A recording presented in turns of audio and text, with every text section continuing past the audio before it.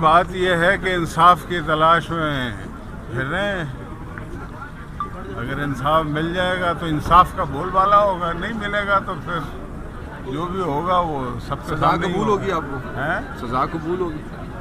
سزا جو ہوتی ہے وہ تو مطلب کہ تعزیریں تو ہوتی مطلب کہ ان لوگوں کے لیے ہیں جو تاریخ میں زندہ رہنے والے ہوتے ہیں. تو سزاؤں سے نہیں ڈرتے. سزائیں پہلے بھی ہمیں ملی ہیں, ناکردہ گناہوں کی سزائیں بھی ملی ہیں.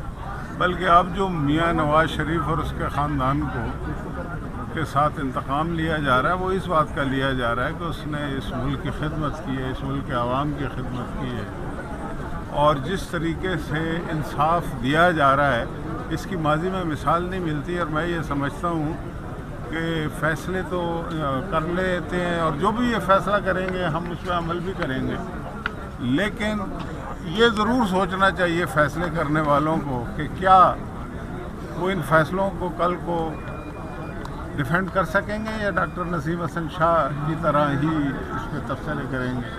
تو ہونا یہ چاہیے آج کے ججوں کو, آج اوپن دور ہے, ڈیموکریٹک دور ہے, حق سچ اور انصاف کے بول بالے کا دور ہے.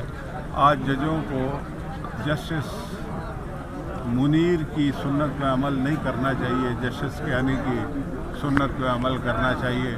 کچھ جج بہت شاندار تاریخی فیصلے کرتے ہیں, بہادری کے ساتھ کرتے ہیں, اور کچھ ججوں کے پیشانیوں پہ یہ لکھا ہوا ہوتا ہے کہ یہ منصف بھی تو قیدی ہیں, ہمیں انصاف کیا دیں گے.